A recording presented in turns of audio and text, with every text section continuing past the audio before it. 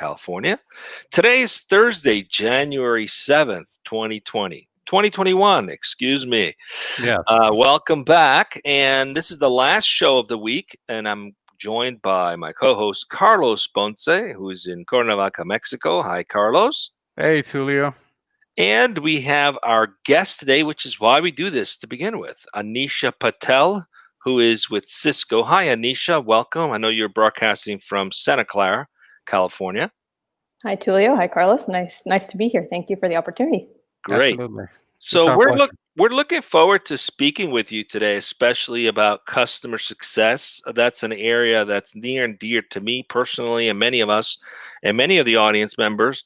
At the end of the day, we're all in business to serve customers, right? So the success of that relationship is paramount to the success of any business. But before we go into that topic and learn about your experiences in that space, let's get to know you a little bit. If you don't mind, please give us a little background about you. Tell us a little bit about who Anisha is. Oh, sure. Happy to. So I think, as you mentioned, Anisha Patel, coming from Santa Clara, California. My role currently is at Cisco. I'm the Senior Director of the Customer Success Management team. What that really means is that I lead the customer success model and motion that we've been implementing at the Cisco broad corporate level over the last 2 years. My background prior was in consulting at the very beginning at companies like IBM and EY. I was at Salesforce prior to this role, where I got to see the customer success model as it was in some ways invented, and now getting the opportunity to come to Cisco to lead the transformation as we're trying to bring customer success as a mindset, a culture, and then a process into the company here across all our products and services. Excellent, amazing background. I was ex-Big Four myself. Spent a little time out of EY myself, so I know the kind of environment you came from. That's fantastic. So tell us a little bit about. Everybody knows who Cisco is, but tell us a little bit about your role at Cisco, if you don't mind, and specifically what areas you work with. Yeah, sure. Happy to. And I think a lot of people know Cisco, but it's funny, even when I talk to people and when I joined Cisco, people were like, they do customer success. I thought they sell routers and switches. So I think there's the legacy perception of what Cisco is, right? Which is definitely their bread and butter around, networks, routers, switches, technology there. But Cisco has transformed pretty significantly just in the breadth of what they cover now, right? So we're definitely in our core still of enterprise networking, but we have quite a few products now in the security side, collaboration, right? People forget WebEx is actually a Cisco product now. Data center, automation, Internet of Things. So it's a pretty wide set of products, and also a wide set of people at a customer perspective that we have to now interface with in terms of lines of business, in terms of the context or key personas that really can adopt our technology and get the value. And so my role at Cisco specifically was, how do we think about customer success in a world that isn't single product? How do we think about it in a space where the customer itself might be, any number of companies, but there's many, many BUs within that customer that you have to engage with, many different personas that you have to engage with, and how do you do it in a way that's consistent? Because the beauty of Cisco is that it does have a lot to offer. It's also our downfall at times, because a lot of the products we've purchased have come in through acquisition. People don't see them as one company. And the charter of customer success now is, how do you get one person who comes in and helps you adopt across that whole suite and get a consistent experience from one company that then helps and maps to each of those products or technologies.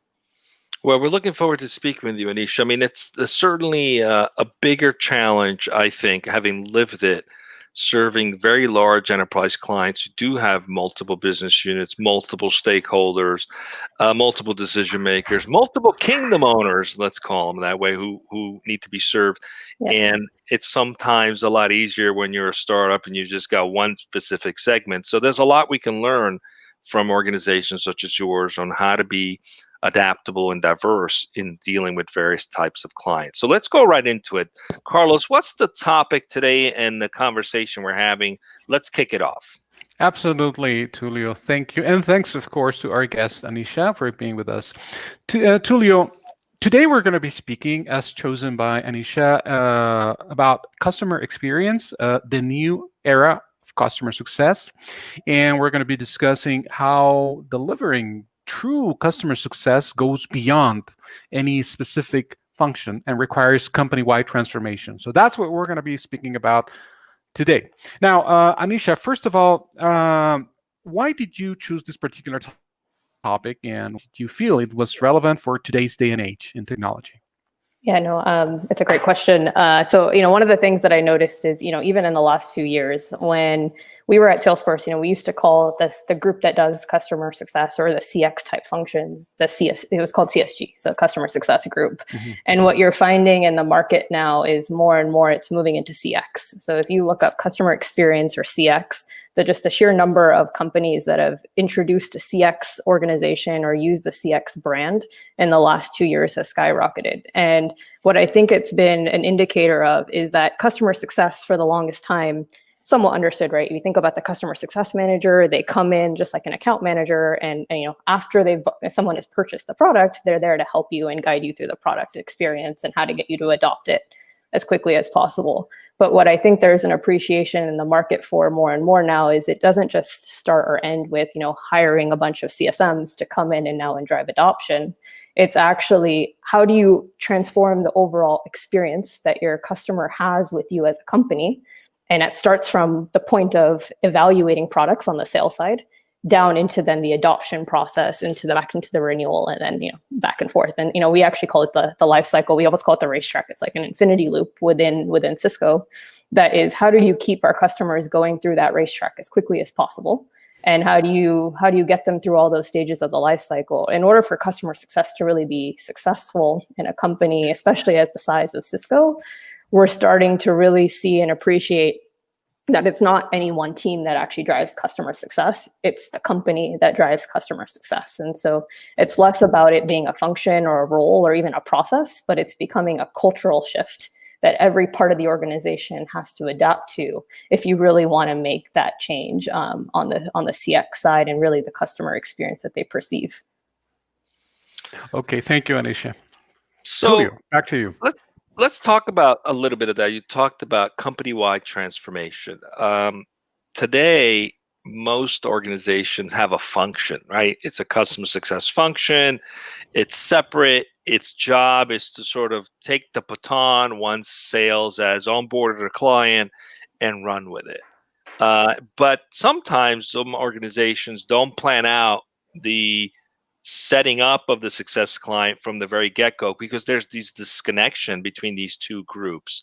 When you say transformation, how have you guys broken through that barrier? The demarcation between sales and the handoff to customer success, and actually made it an initiative from the beginning to end. Has that happened, beginning to end? How is that working?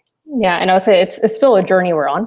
2 years later, I think we're much farther along, obviously, than whenever we started. But it's a great question, Tulio, because when you think about, it kind of depends where you start with a company, right? In a company like Cisco, you have to think about the history, which was we sold hardware, right? The idea of customer success wasn't ingrained in that kind of business, right? You sell a box, you come back 2-3 years and say, hey, I have a newer box that has a better, let's refresh your hardware and just buy a new box. But whether you use the old box or not was really not something we worried about. It was a sell and then come back to sell again.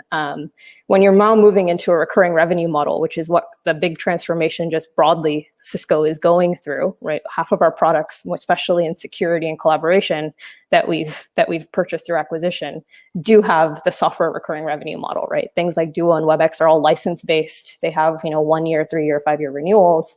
And now you're thinking less about here's the box and I'll come back in 3 years. It's here's the licenses. I have to help make sure you're getting value from them because you won't renew otherwise. And the transformation at Cisco that we went through, and when we entered and the CX organization was formed, we looked at actually what does that journey of a customer look like, right? So when they're evaluating a product, what are the things that they need? When they're selecting the product, what are they thinking about? When they actually purchase, now what's the expectation? Then they're onboarding on the product, they're implementing it, right? They start to really use them and adopt it. As you go through each of those kind of stages of what that life cycle looks like, kind of choosing, using, loving is kind of what we call it. What is it that the customer needs from us? And how much of that was already being serviced by people like sales that existed today versus actually we had gaps. And that's when you start to recognize, hey, our salespeople at that time were doing a little bit of everything, right? They were kind of dabbling into customer success because in order to get people to buy again or choose again, they had to get some sense of using, loving, and renewing to happen. And the challenge is when you tend to be, spread across all things, you tend to not be as good at any one thing. And so part of the journey we went on was how do we actually bring in roles like the customer success roles, like the renewals roles, who are dedicated to some of these functions. And then how do we help sales now accept that there are other people coming in, not to take over their account, right? Not to change that accountability, but to be there to support them so that they can actually go back to the function that they were really hired in, and their bread and butter really is, right? Which is the selling of the products or services themselves. It's Anisha, interesting.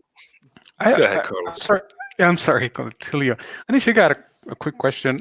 You mentioned, and I like to stop right there because I think it deserves some elaboration. You mentioned company-wide transformation. Now, I can understand how it would be much easier to accomplish this maybe at a small scale or at a small organization. But I mean, Cisco is a huge company. So where do you see, in larger companies, where do you see the largest resistance to this type of company-wide collaboration or transformation in order to build up the customer success mindset? Yeah, it's a good call out. So what we basically did, and I think what made it effective at Cisco, is when Chuck brought in Maria Martinez to run the CX organization, he also brought in Jerry Elliott to run the sales organization. And one of the things that he did when he brought those two leaders in is had them aligned at the hip on what it really means to do sales versus CX and what does that life cycle look like. Because I think, Carlos, you're absolutely right.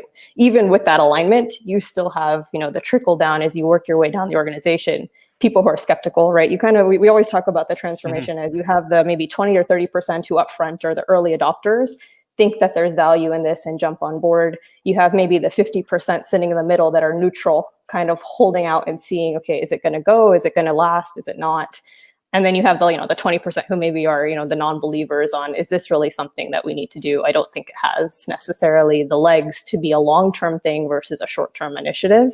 And what that alignment allowed us to do is at least move a lot of, have that strong 30% who early adopted and got into the boat. You have the 50% who are more willing to now be open to the idea and learn about it. But it started kind of one with the alignment at the leadership level, right? They were all preaching the same message of, customer lifecycle is something we have to think about. It's something every organization owns. And now each of us have a part to play in it, right? Sales, your part to play in it now is less about solving the escalations. You're going to have somebody come in to do that. But your job now is more about sell business value and articulate and capture that business value in a way that can go to your counterparts, so that they're not spending the first 30% of their time trying to figure out who's the person I need to talk to drive adoption. What was the reason they purchased this? What were their intentions, so that I can actually help them with that? So a big part of the transformation for us, and the only way you make it work in a bigger organization, is having that messaging and alignment, I think, at the executive level. And then at each level, really helping them understand how does it help them, right? We spent a lot of time on messaging on what does this do for you, right? Like in sales, the first reaction is, why do I have more people coming into my account? I own the account. And so kind of taking it from meet them where they are and then show them the value of somebody coming in means you have now 20% more time to sell. But here's the small catch, right? You need to spend an extra 2% of your time going and capturing some of this information and sharing with them what you know, so that they can be effective in helping you in driving some of those other activities. Thank you, Anisha. I mean, there's obviously a lot of challenges in tackling this, right? You made very clear there's a difference between a transactional sale and a relationship-based sale. The box is either on or off, right? So Yep. There's no process for adoption, and there's no curve to adoption in a box. It's either on or off. So it's a very different life cycle and sales cycle. Now, what's interesting is a lot of organizations would love to be able to achieve this level of intimacy with their clients, where there's no sort of a handoff that happens between the people who initially started the relationship and those folks who are managing the day-to-day. but there's often been misalignment in the compensation models, right? Because unfortunately, that does drive behavior, right? Yep. So if I'm sales and I'm managing a relationship, I'm not going to be incentivized to continue to add value if the commission cuts off after a period of time because now someone else is getting it. So how have you guys tackled that challenge? Is that because it's a that's a perfect big call-out. challenge, right? Yeah, and that's the perfect call. And I would say this is where I think a company like Cisco struggles, and where, you know, smaller companies or companies who are newer in the market have a much faster mover kind of advantage on us, which is, you know, Cisco's in a place where we didn't capture the concept of new versus renew, right? We had to go back even in the data to be able to say what of our install base is actually renewals versus not, to even be able to get to that kind of compensation. And so we're getting there now. But the answer to your question, Tulio, is, you know, sales was very much focused on new pipeline, right? New deals, like no surprise there. What the shift that we're trying to make now is start to hold them onto ARR growth, so annual recurring revenue. So it's not just about the company and growing net new business, it's also retaining the base. And what you end up finding is over time, that will catch up to you if you're not driving the right behavior, right? Because your ARR, let's say, with this account is $100 million. If that customer is not happy, they're going to lose whatever, 20 million, 30 million of that number. That's that much more you now have to sell to a customer who's less inclined to buy from you because of their perception and the value, the lack of value that they perceive from that 20, 30 million. And so it makes it not a direct shift, right? You don't want them to start going into customer success, which is kind of the balance, right? You start holding them to things like adoption. They'll say, okay, well then how do I do it? You have to craft the compensation to say your job is net new for sure, but it's also overall growth.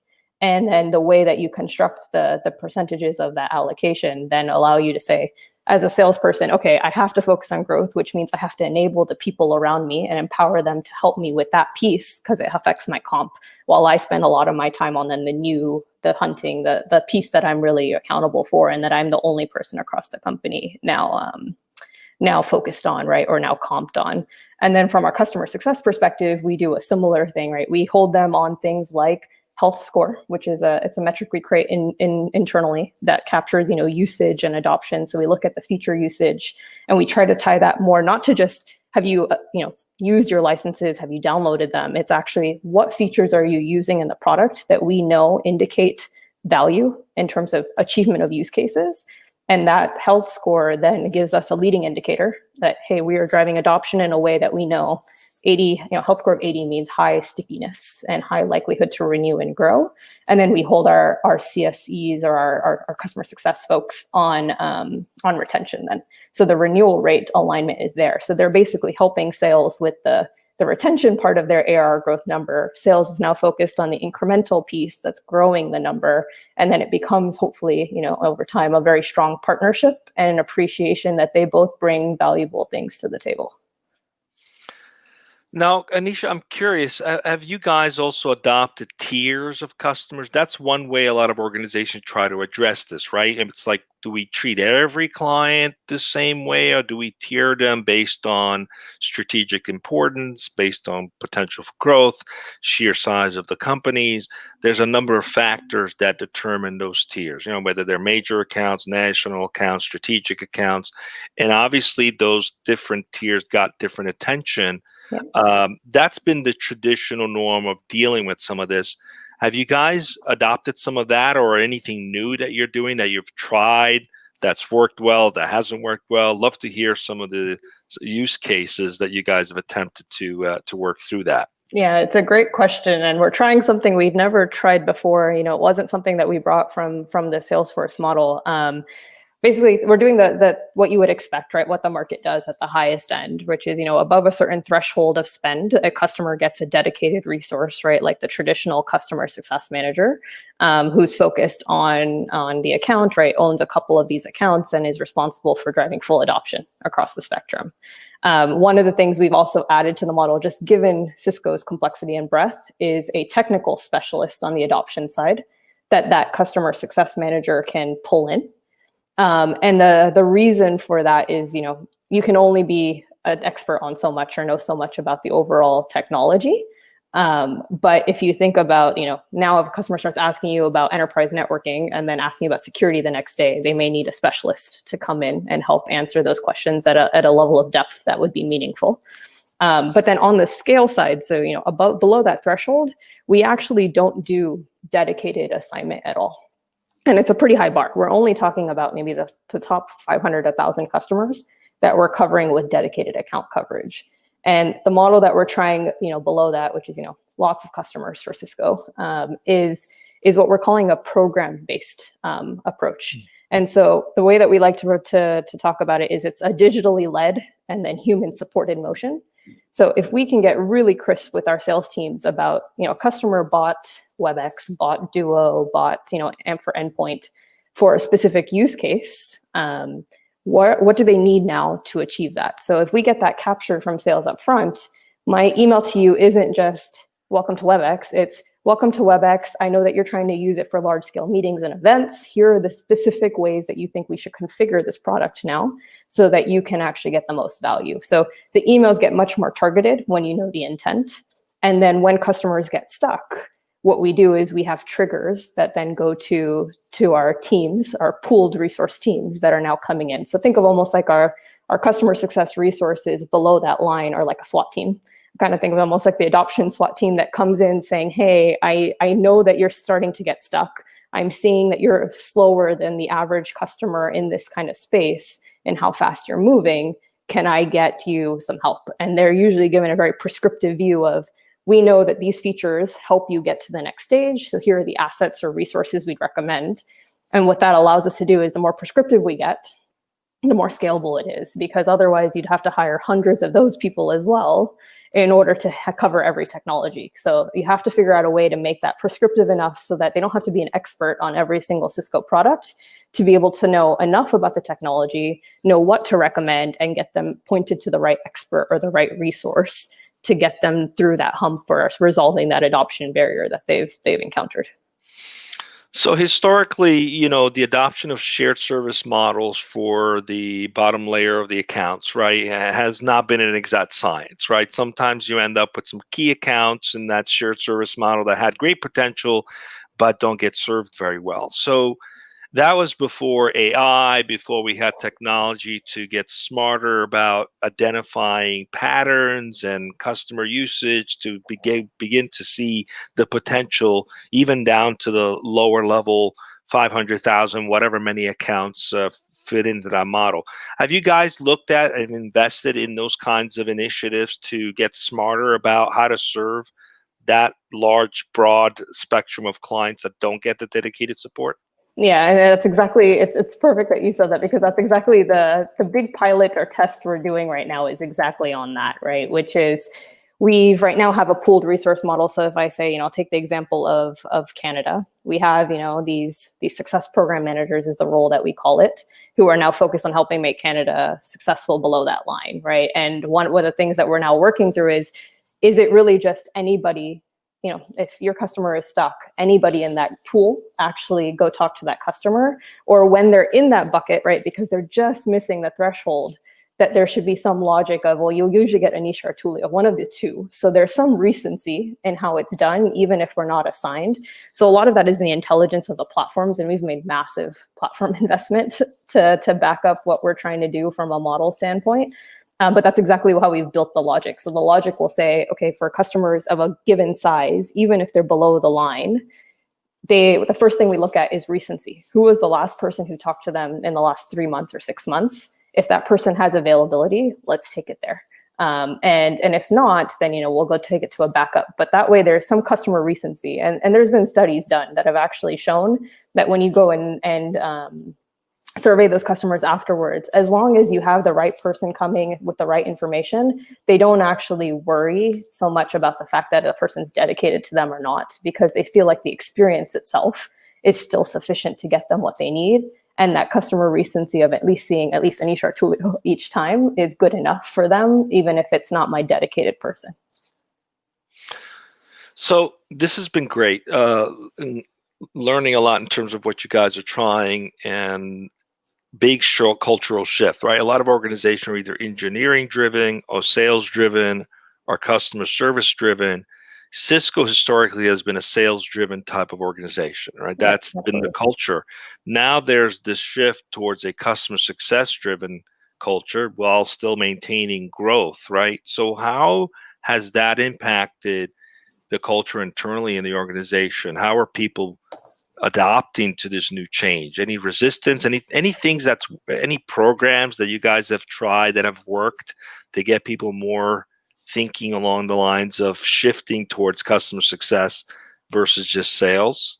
Yeah, and it's a process or a journey, I would say. So we had a lot of resistance, I'll say, in the first 6 months to a year, because a company like Cisco too has been pretty stable. And when you think about the workforce too, a lot of people have been there, 10, 20 years. And so a lot of it is there is a stability that is welcomed and appreciated there. And when you're coming in with a disruption this large, it can be daunting. And it can also, it's meant more with, I think, skepticism than anything else, which is this really something we need to do? Because we haven't had to do it, right?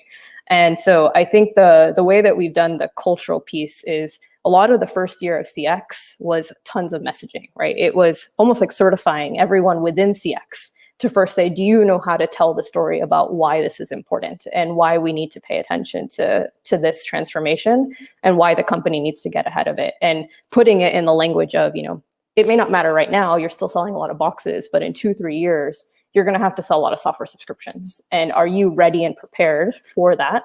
And do you, don't get left behind, basically, is kind of the way you messaged that in terms of why it's important. We're trying to keep that competitive advantage. The second thing that we ended up finding was very helpful is you find your ambassadors, and you don't find them just within the CX organization, you find them across the company. And we had a couple of folks either within CX who then ended up moving back to sales, or people in sales who really just believe in the model. And it's amazing what it does, because oftentimes what you also find is people don't want to hear the message from us. CX going around telling sales or the product organizations why CX is important can only be so effective. But when you have sales telling sales, hey, this is really great, this helped me. We've done a lot on capture the success stories. They started as moments of success. We said even like the littlest things, let's capitalize on those. Now we have enough of them, which is full out success stories, right? Customers who want to advocate for Cisco because of the experience they had. But having those account managers tell their own peers why this was great, or having initiatives where our own sales teams have actually said, look, we want the value of CX, so we're going to go document these things. So one of the things they're doing now in Salesforce is before they close a deal, they actually want to require that they give us the outcome that the customer purchased the product for, so that we don't have to go hunting for it after the fact. We actually get that information from day one in CX. Right. And so those are some of the ways that we have found that you find the ambassadors and the people that people do believe and trust and have the credibility for, and you really help them be that platform or voice for you to try and change that culture. Excellent strategy. Go ahead, Carlos. I think you have a question. You're on mute. I'm sorry, Tulio. I had lost the feeling of the mute part. That was my trademark, Anisha, just for the record. Anisha, we're coming up on time, but before we go, there's something that I would like to ask you. And this is like beyond the customer experience, or even maybe even the topic itself, and more focused on Cisco as a company. And this is because a lot of the folks out there who might be watching might be even interested in looking at Cisco as an opportunity for employment and that kind of situation. So in that context, what would you say that makes Cisco a great place to work, or what sort of traits does the company have that would lure everyone that might want to work for Cisco? What makes it a great place to work for? Yeah, it's a question that's hard to answer in a minute. I'll do a quick overview. Yeah. Whatever your heart feels. So no worries. I honestly think Cisco is probably one of the best companies I've worked for from a culture standpoint. And I think it's because there's a lot of companies that have a lot of values that they list out. I really feel like our leadership lives those values, right? I even think about through the pandemic and how Chuck has been, he's been doing monthly, sometimes even more frequent check-ins with the organization, right? When a lot of the events of the last year, whether it's Black Lives Matter or whether it comes to, even yesterday's events, he's done a lot to, immediately respond, do check-ins to see how the people are, and have very open dialogue. And I think just creating this environment where, look, we are supported in this company, and we go beyond just the work, right? He's given days off during COVID because he recognizes that there is challenges with working from home all the time when you have life right behind you, right? And so I think the company, I've always thought highly of it. I saw a lot of it in practice over the last 9 to 12 months that make it a great place to work. And I just feel like it's a company that's really trying to get to being better, right? There's this constant focus on how do we do better? How do we get to the next place? How do we keep ourselves relevant, but also how do we innovate, not just for, like survival, but purely because it is the best thing to do for our customers. And I think the pure investment they've made in CX in the last 2 years is a huge testament to that. People who want to be part of it, we're hiring a ton of people in customer success right now. The massive investment went in this year. And so I feel very grateful to work for a company that feels like it also cares as much as it speaks the language. It actually walks the talk as well. Great. Well, Thank you so much, Anisha. It's been great to have you. We're going to definitely recap this show on Monday at 12 noon. That's when we do the recap show. But there's some key things that I learned that are very clear, at least from our conversation. Number one, you've got to create a culture where you care about people and live the talk, not just talk, walk the walk. And that enables people to feel supported to go ahead and make the changes. The other thing I heard is take the time to invest in evangelizing the change you're about to make, right? Don't just jump right into it. Don't do a surgical change. Take the time to educate and evangelize why it's important. And finally, get ambassadors who will be empowered to be the ones who are the cadre for the change instead of pushing it down. So great for you to share that with us. Thank you for joining us. Just stay with us as we wrap up.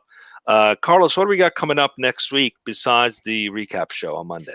Yeah, besides the recap show, thank you, Tulio. We got 2 shows confirmed.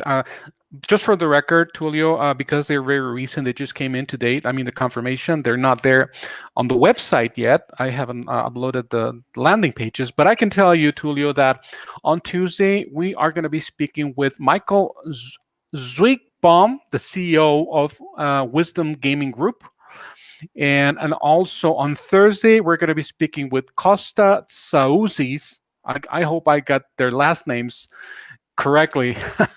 Yeah, both of them. And he's the CEO of Net Data. So these are technology companies. Of course, the first one is a gaming company. The second one, I don't have a lot of information, in all honesty, Tulio, but it should be as interesting as ever because that's the only type of shows we do here in DojoLIVE. They're all tech relevant. They're all tech related, and we're always interview the movers and shakers of the tech world. So that's what we have today. Next week, Tulio, right here on DojoLIVE at noon Pacific. Great. We will also have one Wednesday morning with Ally, but we'll update the announcement Monday at noon. Thanks for joining us today. Have a great weekend, everyone. Great. See you again soon. Be safe.